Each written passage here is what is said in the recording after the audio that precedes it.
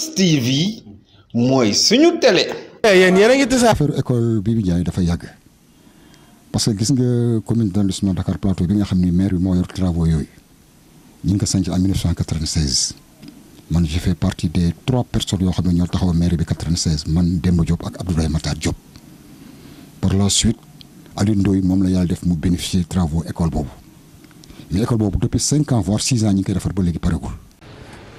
non réalisation boobu école Bibi Ndiaye ci boppam ni mu taxawee ak ni mu mel c'est une très bonne chose parce que na école ba meloon léegi ñu defaraat ko ba mu doog espace bu rëyee nii ak ya fa nar a am amuma éléments yi pour xam nag lan fa war a def ak lu ñu fa warul a def mais structure bi ni ñu ko tabaxee ni ko Aliou Ndoye defee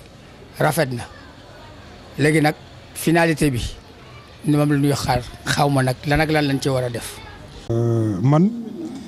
tout d'abord damay wax man ci conseil municipal boobu laa bokk bu voté pour defar Bibi Ndiaye dama bokkoon ci commission éducation ak formation man maa nekkoon rapporteur bi man bokkoon naa ci ñu doon défendre projet bi donc projet bi à un moment donné dafa amoon ay étapes lu ñuy wax dem ba ci biir moo am ay maanaam ay contentieux yi moo tax affaire bi duré ba 11 mois comme ni ko gars yi di waxee. vraiment est-ce que xam nga école Bibi Ndiaye.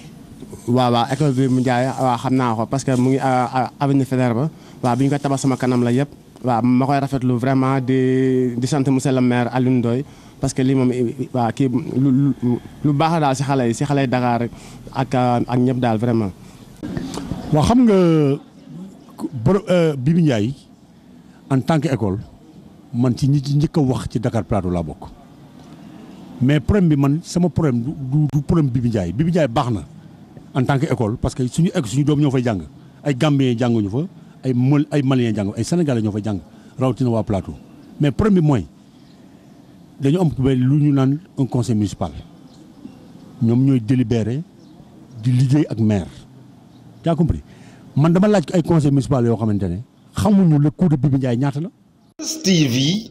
mooy suñu télé. yéen yéen a ngi tës te kenn mënu la wax nombre somme bi ñu si def kenn mënu la ko wax. amul kenn ku dëkk Dakar Plateau ku la mën wax ni école Bibi Ndiaye def nañ ci tant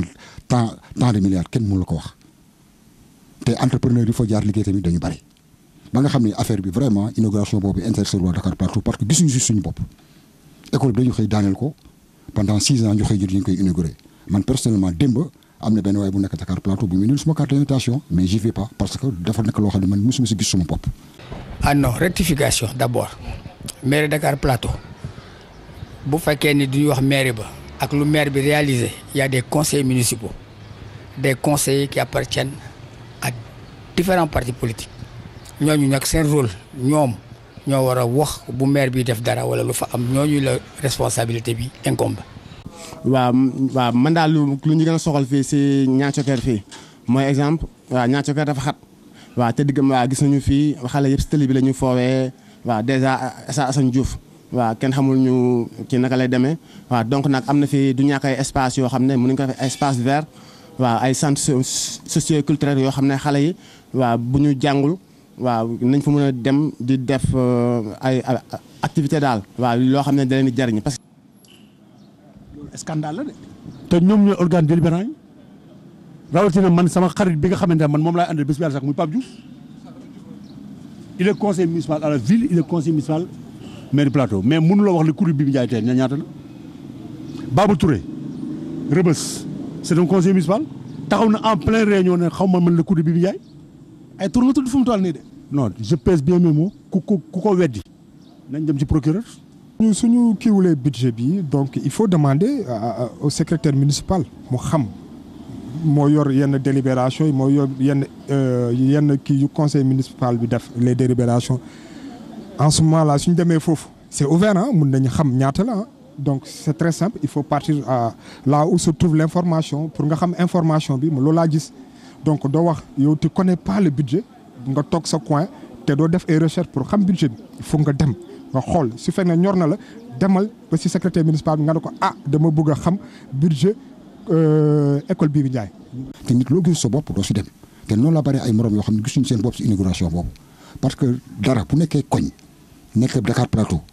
lu ñu ciy def wat gaal ak yëgoo mais maire bi amul kenn koo xam ne informé na la concernant travaux école bi kon donc suñ koy renouveler ni ñu defoon bu ñu koy defar nañ def noonu bu ñu koy inauguré mais je sais que Dakar majorité personnes yi nga xam ne ñoo résidé Dakar Plateau du ñu dem parce que affaire bi gisuñu seen bopp te nit loo gisul sa bopp doo fa dem. léegi nag mu génnaat mu weesu le coup ñu demaat sur la durée 11 mois la ñu waxoon dem na tey dem na dugg na 11e année léegi moom moo waroon jël télé bi wax ne man lii kat lii laa ci duggee woon lii moo ci am mais problème bi xam nga problème bi li ci nekk mooy manque de communication bi moom mën na am sax dëgg de d'une part mais manque de communication bi parce que il faut que tamit nit ñi ñoo ko fal muy taxaw di wax population bi lan la. lii nag mooy wane ni le choix des conseillers dafa war a dekk ñu xarañ ñu attan xam lu ñuy wax mais ni muy fonctionner en ce moment dégg ñi naan maire bi day def lu ko neex ñi day def rek noonu yooyu responsabilité population yi la.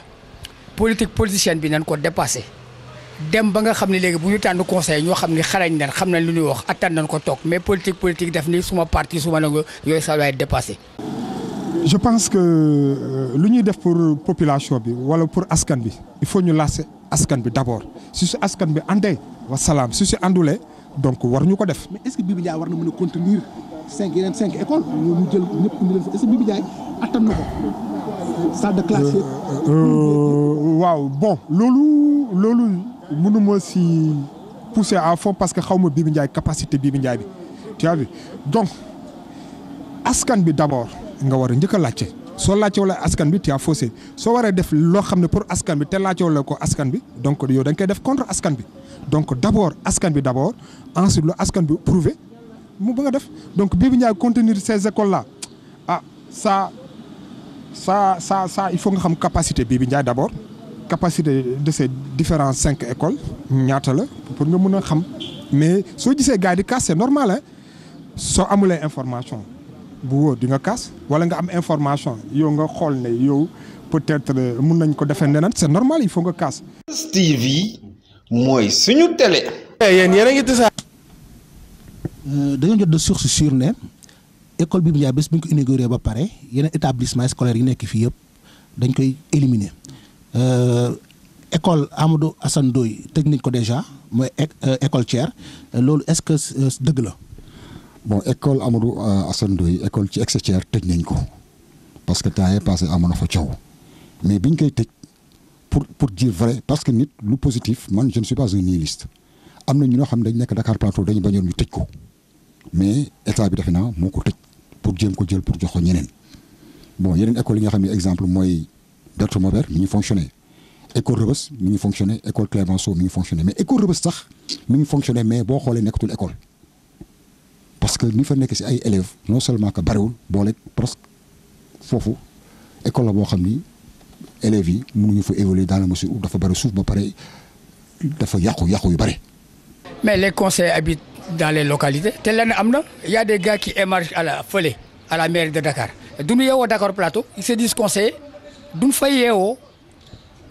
dëkkuñu fi parce que transité fenn nekk fa naan juste là je suis né ici wala la ñun ñu fi dëkk bu doxee ñu fi la ñu toog bu yàqoo fi la ñu toog bu doon tàkk tey duñ fi jógee parce que am na fu ñu jëm moo tax même le choix des conseils yooyu les hommes yi ñuy tànn nañu dëkk ci gox yi y a trop de tricherie politique j'ai entendu temps yële ñu naan affaire u Dakar du koy def stock yooyu ñi ci wax naan la ñoom Aminata Mbengue Ndiaye ba ci ñoom Macky Sall dégguma ko wax de kaw ma ni moom wax na mais Macky Sall bu ñu wax Fatick man mii je suis originaire de Fatick mon père est de Fatick mais né à Dakar statut spécial ak yooyu dama ne la gox nit ci ñooy nommé seen édile ñoo koy tànn. loolu moom dina xaw a doy waaw vraiment mais école bi moom waa initiative waaw bu baax la waaw kontaan nañ si vraiment mais nag dajale école Dakar yëpp mu nekk ñu concentré benn place loolu moom waaw su ma sañoon daal ñu bàyyi école yi fu mu nekk waaw Bibi Ndiaye ñu continuer daal parce que tamit waaw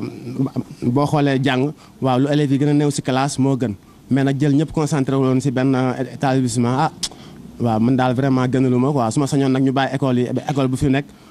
waaw comme Dakar école bu nekk ak fu mu nekk daal ñu bàyyi ko foofu. waaw xam nga école Thier man tey opposant la maa ngi nekk dans l'opposition moom le maire opposition bi la bokkoon mais dafa daw fekki dem Benno Bokk Yaakaar bàyyi Khalifa Sall dem fekki Macky Sall li ko fa yóbbu moom moo ko xam kenn xamul lan moo ko xam moom moo ko mën a expliquer nit ñi mais liberté wóor mooy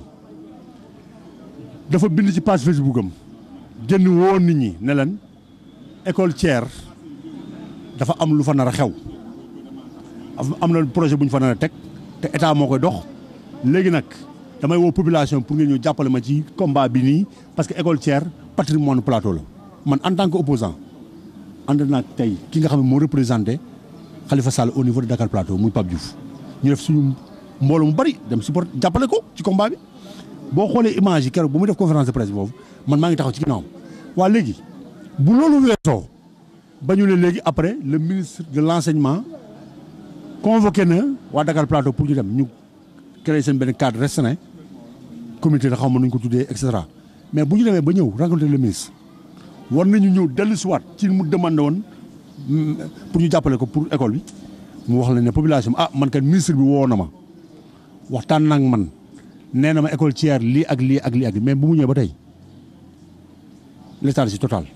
kenn xamul lan la wax ministre bi kenn xamul lan moo fa xew kenn xamul ministre bi daf ko menacé na ko école Thiers te ko suuf sinon lii kenn xamul ne daf ko jël woo ko waxtaan ak moom ak leneen moom moo doon def communication ne ministre bi kat woowoon na ma ànd naag diw ak diw ak diw dem nañ fa mais lii lañ fa jëlee te ñaareel bi mooy bi mu rencontré ministre bi quelques jours lañ ci teg